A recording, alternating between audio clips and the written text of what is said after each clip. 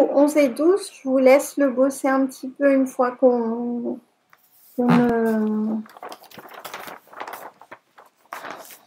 je vous laisse le bosser un peu. Ok? 10, 11, 12, 13, vous le bossez gentiment ce week-end. Donc, un polymère linéaire a été cristallisé à partir du fondu et après complète cristallisation, la température de fusion commençante a été mesurée par calorimétrie différentielle à balayage.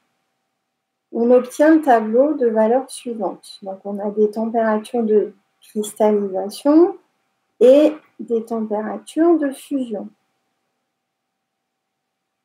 La diffusion des rayons X optisants utilisant l'arrêt K-alpha du cuivre donne la position du premier maximum selon le tableau de valeurs suivant.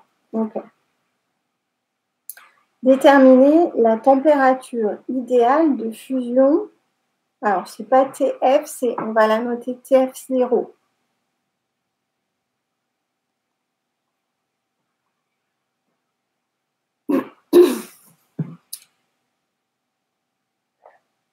Vous avez une idée de comment trouver cette température idéale de fusion?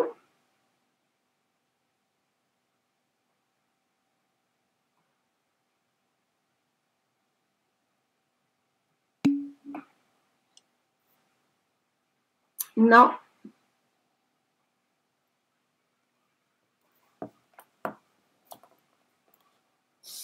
En fait, la température idéale de fusion, c'est la température à laquelle on a la température de fusion qui est égale à la température de cristallisation.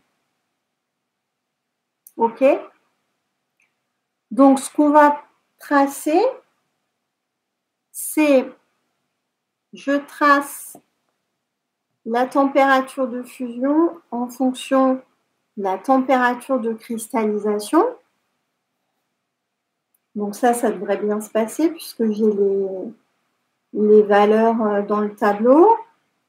Et je trace comment ça s'appelle ça? Alors il y a un autre terme que droite, mais ma droite, température de fusion égale température de cristallisation, puisque finalement, c'est là où ça va se croiser, d'accord? Donc, ma TF0 est au croisement de ces deux droites.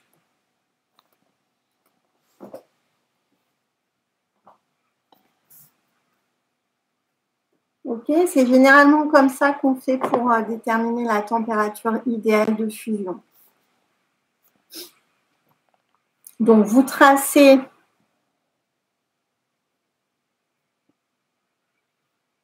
TF en fonction de TC.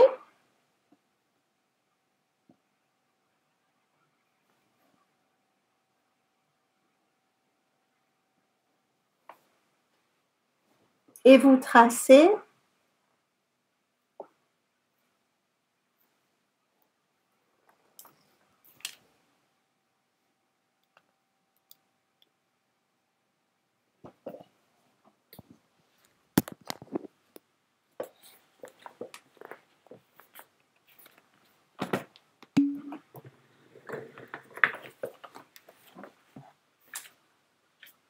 ouais. Plusieurs cycles, donc chauffage, on revient, on rechauffe, on revient, on fait une rampe descendante, etc., etc. Donc, à chaque cycle, tu vas avoir une température de fusion commençante et une température de cristallisation quand tu redescends en température. Et généralement, plus tu fais de cycles, plus tu te rapproches, plus la température de fusion se rapproche de la température de cristallisation. Parce que tu homogénéises la taille de tes cristaux. 。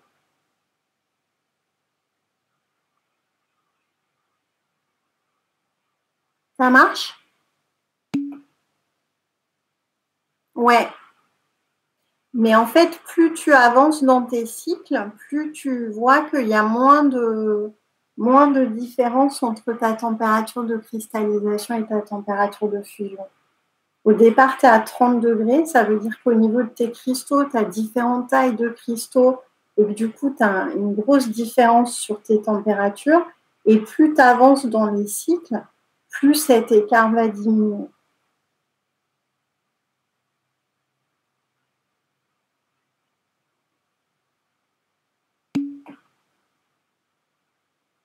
Alors, les deux droites, c'est TF égale TC.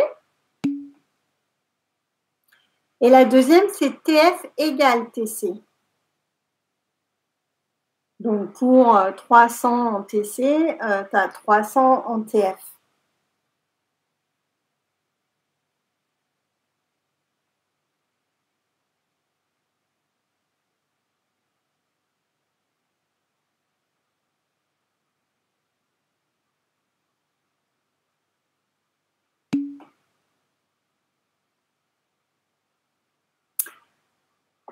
Donc, ton TF égale TC, c'est ton tableau. D'accord? En fait, je me suis trompée dans mes valeurs là. Bon. Ton TF égale TC, c'est ton tableau. Ça marche, ça? Et après, tu as à tracer ta droite TF.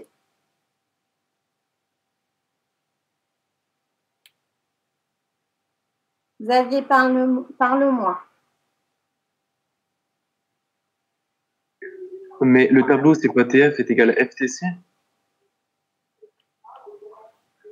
Dans ta première ligne de tableau, tu as TC. Et Oui. dans ta deuxième ligne, c'est TF. Mais je vois pas comment on peut obtenir deux droites alors qu'on a que deux. Donc, ça, c'est ta première droite. TF en fonction de TC. OK? Ou pas?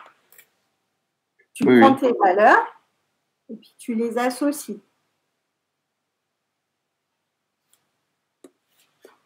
Oui ou non? Ça, Oui. c'est ta première droite. OK? Ou pas? Tu prends tes valeurs de TF, tu les associes à tes TC. Je suis en train de le faire là. Regarde ce que je fais. Hop. J'ai 270 en TC, j'ai 300 en TF, j'ai ce point-là. 330 en TC, 337, tac, tac, tac, etc., etc. OK? Ça, c'est bon? 320, 320, 330. Ouais. Bon, moi, ça va être moche, hein, du coup. Donc, ça, c'est ta première droite. TF égale F de TC. Et tu as ta deuxième droite où tu prends TF égale TC. Donc, pour 300 en TF, tu as 300 TC. Pour 310, tu as 310. Pour 320, tu as 320.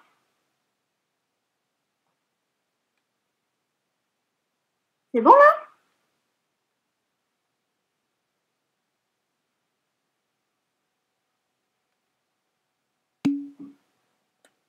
Ok. Alors, Arnaud, c'est pas mal. Moi, j'ai fait ma régression linéaire et je suis à 348. Et c'est pas degré, hein, c'est Kelvin. Kelvin, je ne sais jamais comment on prononce ce truc-là. Ok?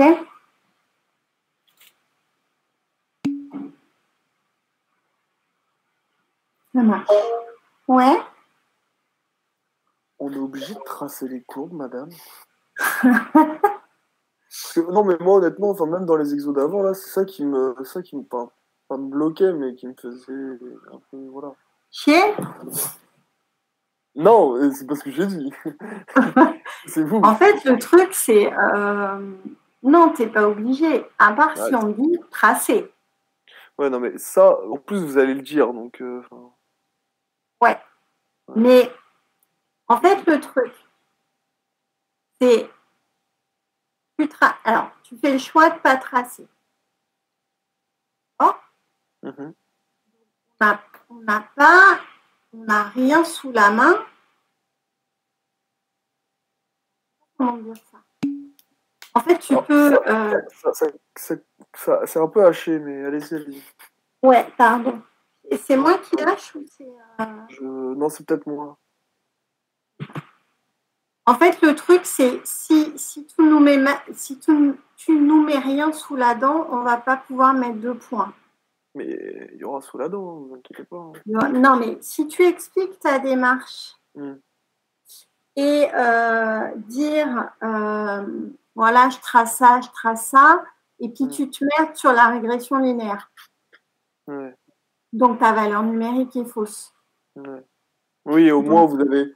Oui, comment on fait pour se rattraper? Vous avez des données, quoi. Ouais, c'est ça. Bah...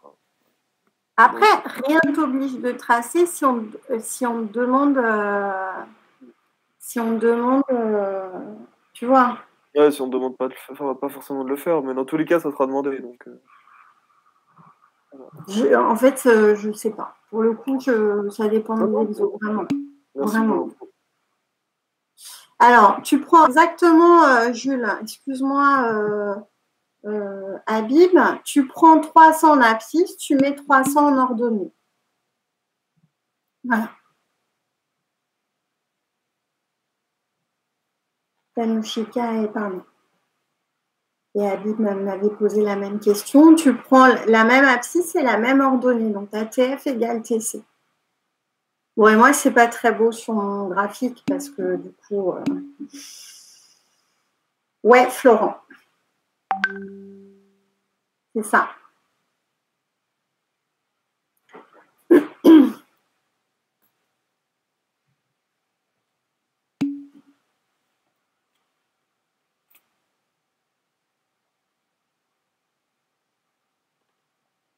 Alors, j'ai perdu Jessica. Je pense que je vais attendre qu'elle revienne pour répondre. Après, une autre façon de faire, c'est de trouver donc, la relation entre TF et TC à partir de la première.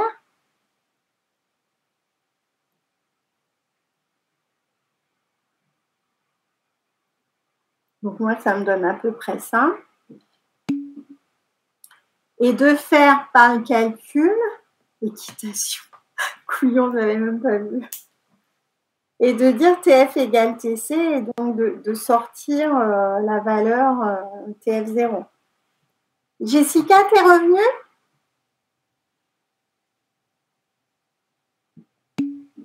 Ouais. En fait, c'est la définition de la température idéale de fusion qui te dit que, en fait, c'est au moment où la température de fusion et la température de cristallisation se retrouvent. D'accord? Ouais, ça marche, mais c'est Kelvin. Et donc, pour ça, une des façons, c'est de tracer TF en fonction de TC et TF égale TC et de voir où se croisent les courbes, enfin les droites. Une autre façon de faire, c'est de dire, je trace TF en fonction de TC et TF égale TC et je résous cette équation-là en injectant TF là et trouver du coup ma température de fusion idéale. Soit vous tracez, vous trouvez le point de croisement, soit vous faites par le calcul, mais ce qu'il faut retenir, c'est ça. C'est qu'à la température de fusion idéale, TF égale TC.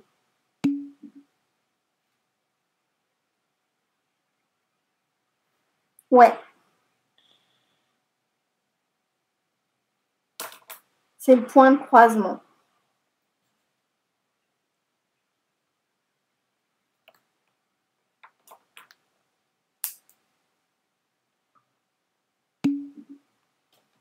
marche.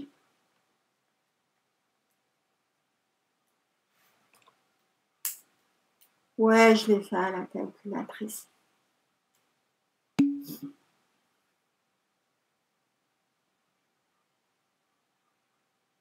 C'est peut-être un peu poussé, effectivement, de mettre autant de chiffres après la virgule. Donc 348, 350, c'est bon, ça marche. Est-ce que pour la suite, on peut tous prendre cette valeur-là de TF0 pour éviter de s'embrouiller sur les calculs?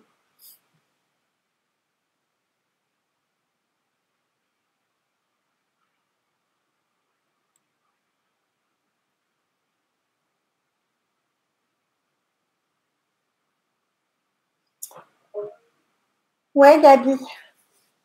Oui, madame. Comment on fait croiser les deux droites? Parce que j'ai tracé mes courbes sur Excel et j'ai la régression linéaire. Mais en fait, il faut juste prolonger les droites, c'est ça? Ah, ok. Ouais. Ok, ça marche, merci.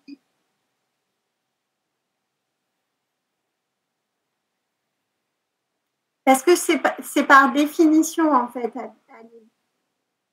Par définition, il va falloir se placer à ma température de cristallisation est égale à ma température de fusion. Donc, en fait, je prends ma première droite, ma deuxième droite, et en fait, là où ça se croise, c'est ce qu'on appelle la température de fusion.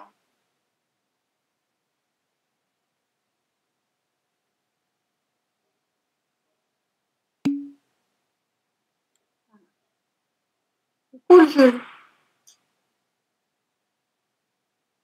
On est bon là-dessus?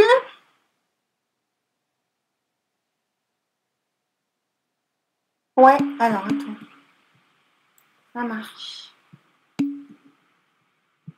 Mais en contrôle, ça va attendre en 2 heures.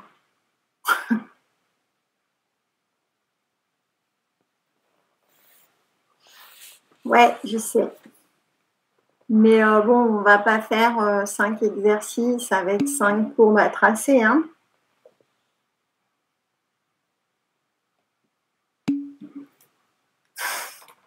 On sait que c'est 2 heures. Hein. Bon, c'est bon pour... je peux passer... je peux mettre une autre page, là? Bah, je l'ai fait. Ben ouais, vous avez bien compris que c'est pas moi qui surveillais. Hein. Alors...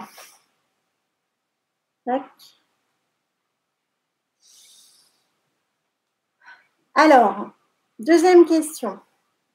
On nous demande de calculer la valeur de l'épaisseur de la cristallite en fonction de la température de cristallisation du polymère. Alors, donc du coup, là, on va utiliser les données de diffusion des rayons X, pardon. Qu'est-ce qu'on sait en... Quelle est la loi qui régit la diffusion des rayons X? Pour le coup, c'est pas du polymère. La loi de Bragg, ouais. Et la loi de Bragg, elle nous dit quoi?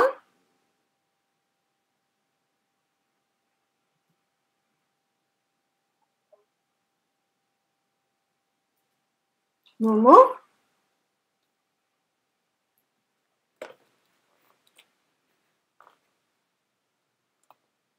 Momo, je vous écoute.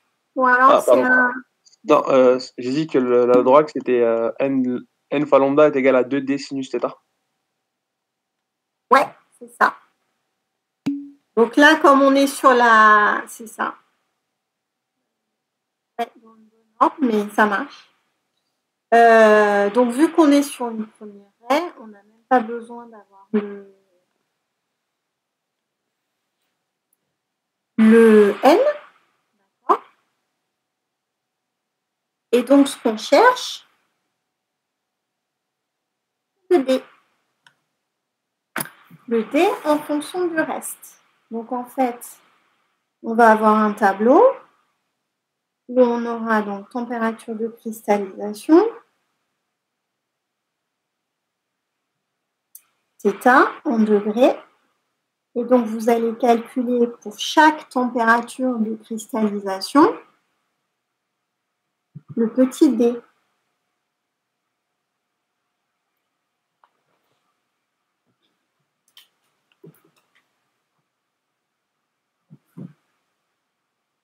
D'accord?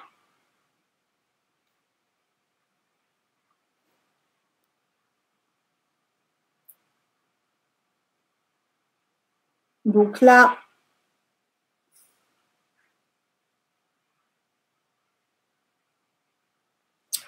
on peut se mettre en mètres, on peut laisser en angstrom, c'est comme on veut. Il faut juste qu'on ne se plante pas, d'accord? Donc on peut laisser en angstrom pour le moment.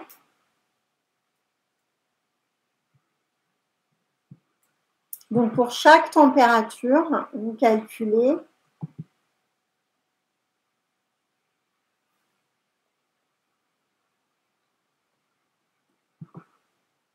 le d, le petit d.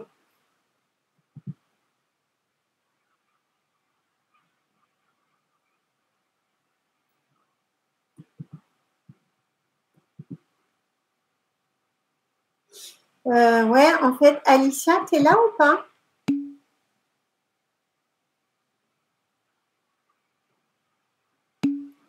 Ouais.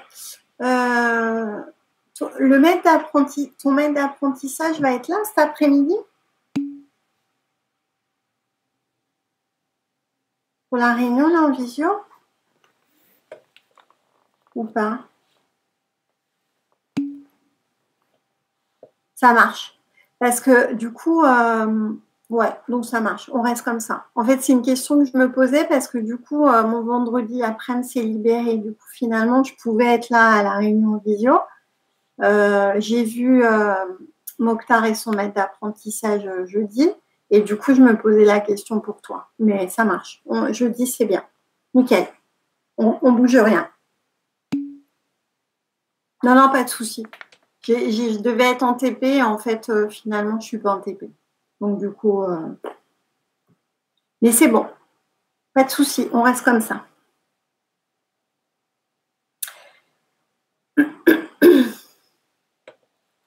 Donc, vous vous plantez pas sur vos calculs. Vous mettez bien vos angles en degrés. Hein. Pas en radians, sinon ça va être la merde sur vos calculs. Ok. Donc, je vous mets juste ce que j'ai trouvé. Vous me dites si c'est OK. Et on va se prendre un petit café. Est-ce que ça vous dit d'aller prendre un petit café?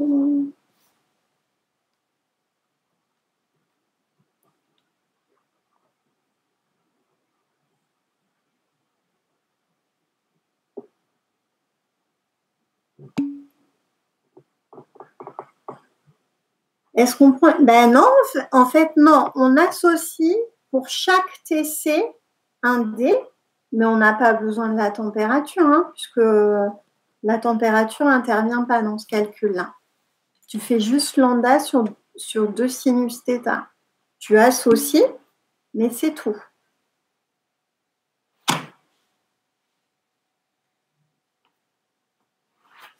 Je me suis trompée. Θ, c'est quoi? C'est l'angle, ma belle.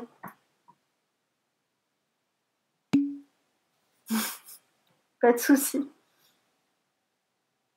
Alors, je me suis trompée sur le... C'est celui-là? C'est celui-là où j'ai merdé? Vous avez le tableau d'en bas.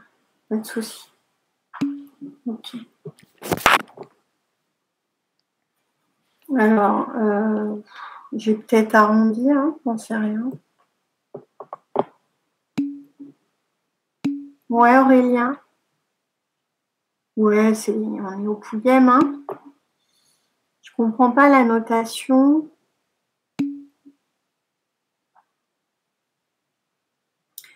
En fait, ouais, t'as pas. C'est Kelvin, c'est ça? Il n'y a pas de degré normalement.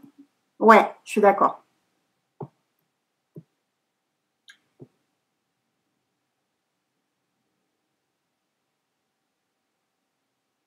C'est mieux? Ouais. C'est bon, Jules, comme ça, là?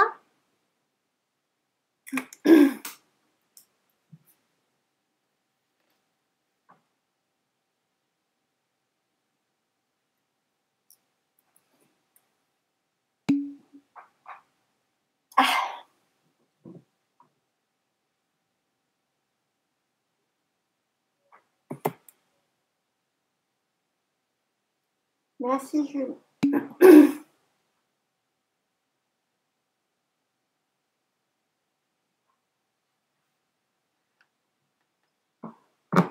On se fait un petit café, là, les loulous?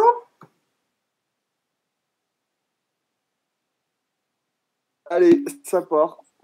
Ah bah là, vous êtes actifs dans le micro, hein? Bon.